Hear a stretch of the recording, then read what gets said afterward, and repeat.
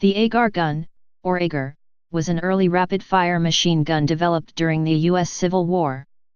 The weapon was nicknamed the coffee mill gun, and was also called the Union repeating gun. History. During the Civil War, inventors were encouraged to create new and better weapons. The Agar machine gun was one of about 50 or so hand-cranked machine guns developed for the war during this period. It was named after its inventor, Wilson Agar, sometimes spelled Wilson Agar. The gun was nicknamed the coffee mill gun because the crank and the ammunition hopper on the top of the weapon gave it a look similar to that of a common kitchen coffee grinder. Agar advertised the gun as an army in 6 feet square, due to its high rate of fire. In 1861, the Agar machine gun was demonstrated to President Abraham Lincoln, who was very impressed by the weapon. Lincoln wrote, "I saw this gun myself, and witnessed some experiments with it, and I really think it worth the attention of the government." 10 of the weapons were purchased immediately. The Union eventually ordered 54 additional guns.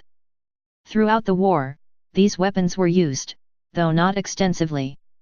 In January 1862, the 28th Pennsylvania Volunteer Infantry were said to have used the Agar guns in a skirmish by Harper's Ferry. In another skirmish at Middleburg, Virginia, on March 29, 1862, a captain by the name of Bartlett recalled Union soldiers firing an Agar gun at attacking Confederate cavalry at a distance of 800 yards, inflicting many casualties and causing the rebels to flee. The coffee mill gun was also used somewhat by the Union during McClellan's Peninsula Campaign in 1862. The Union Army was not the only one to have used the coffee mill guns. In September 1862, Confederates obtained 17 of the machine guns when they captured Harper's Ferry, and used them sparingly in 1864. Design and features. The Agar machine gun fired .58 caliber cartridges. Standard paper cartridges were loaded into reusable metal tubes. A separate percussion cap was fitted to a nipple at the rear of this tube, effectively creating a center-fire cartridge, and the loaded tubes were placed into a funnel-shaped hopper, which gave the weapon its coffee mill appearance. The weapon was fired using a hand crank, located at the rear of the gun. The crank would feed rounds into the weapon from the hopper, and would fire them one by one. A wedge-shaped block would rise up and lock the round in place.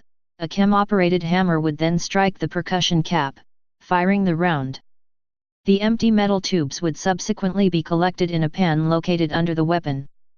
The metal tubes would then be reloaded and placed back in the hopper. This made quite a bit of work for the gun crews, since the tubes had to be reloaded quickly enough to keep up with the machine gun's relatively high rate of fire. The Agar machine gun had a single barrel.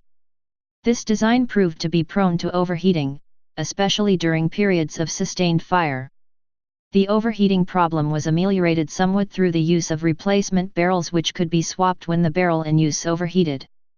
2 spare barrels were typically carried with each gun. Agar also added a cooling mechanism to the barrel, which consisted of a metal jacket through which air was forced to provide cooling. The air came from a turbine, which was powered by the same hand crank that was used to fire the weapon. This cooling air also tended to blow away any pieces of unburned paper from the cartridge that happened to be near the barrel. The rate of fire was limited to 120 rounds per minute, which also helped to prevent overheating. The Agar gun can be classified as a multiple-chamber, single-barrel design. In this classification scheme, it is in the same category as the much better-known revolver cannons, still in use today. The Agar gun's hopper is in fact the only multiple-chamber configuration other than the ubiquitous revolver to have been used in practice. The Agar machine gun also had a built-in steel shield, which was a design feature not seen on other machine guns of the period. This gave the Agar a much more modern appearance, since single-barrel machine guns with similar shields became common in World War I. Use. In 1861, the Agar machine gun was demonstrated to President Abraham Lincoln at Washington Arsenal. He was so impressed that he ordered all 10 available weapons to be purchased immediately, at a cost of $1,300 each, which was a very high price at the time. Later in the same year, General McClellan ordered an additional 50 weapons, at a reduced cost of $735 each. In 1861, General Butler purchased 2 guns at $1,300 each, and in the following year General Fremont also purchased 2 guns, paying $1,500 for each. The guns were condemned by the Ordnance Department for using too much ammunition to ever be practical, and the guns saw little use on the battlefield. They were often deployed to remote locations to guard bridges and narrow passes. The guns often performed poorly in the field. The single-barrel design proved prone to overheating, and the weapon was also prone to jamming. The special steel tubes used to hold the cartridges were heavy and expensive, and tended to get lost.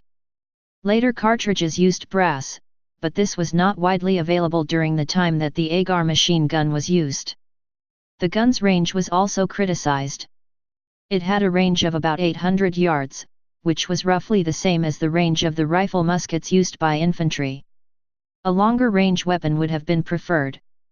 Because of the way it was used in battle, the Agar machine gun, like most machine guns of the period, was never able to show its potential. Machine guns later became much more important on the battlefield.